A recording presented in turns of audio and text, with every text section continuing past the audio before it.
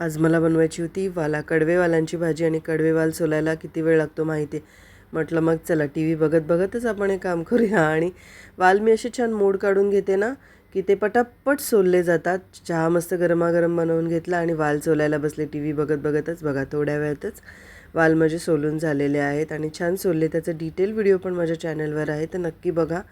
आता आपण भाजी बनवायला घेऊया. थोडं 2 चमचे तेल टाकले मी आणि त्याच्यामध्ये तेजपत्ता टाकला आहे, चक्रफूल टाकले, त्याच्याने खूप छान फ्लेवर येतो भाजीला. 2 मध्यम आकाराचे कांदे चिरून घेतलेले आहेत आणि ते कांदे मी याच्यामध्ये टाकले. कांदे ना मस्त गुलाबी रंगावर परतून घ्यायचे.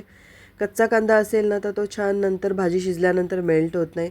आता हे बघा कांदे छान गुलाबी परतले गेलेले आहेत. आता त्याच्यात मी आलं लसणाची पेस्ट टाकणार आहे आणि ती मी बनवून ठेवली एक 15 दिवसासाठी, अशी अर्धी संपली. बघा हे आहे कांदा खोबऱ्याचं वाटण. 15-20 दिवसांसाठी बनवून ठेवले की छान वापरता येतात. थोडीशी आलं लसणाची पेस्ट टाकली आहे. अगदी पांढरी शुभ्र पेस्ट राहते मस्त. 15 दिवसही तिला काही होत नाही, 20 दिवस पण.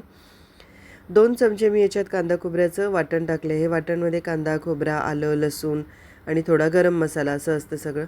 हे सगळं छान मिक्स परतवून घ्यायचं. आणि घरी असं वाटण असेल ना तर कुठली भाजी पटकन अशी बनवता येते आपल्याला.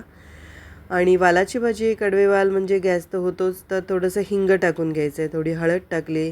घरीच बनवलेला गरम मसाला आहे, त्याची रेसिपी पण चॅनलवर आहे. विदर्भ स्पेशल काळा मसाला बनवलेला आहे, 1 नंबर लागतो.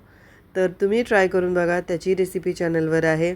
आणि हा आहे मार्केटमधला रेड चिली पावडर. ओके, तर ती आपल्या चवीप्रमाणे घालायची. लाल तिखट हे मस्त छान परतवून घ्यायचं. आणि कमी तेल असलं की लगेच करपू शकतं, तर म्हणून मी 2 चमचे पाणी टाकले आणि छान हे मसाला परतवून घेणार आहे, भाजून घेणार.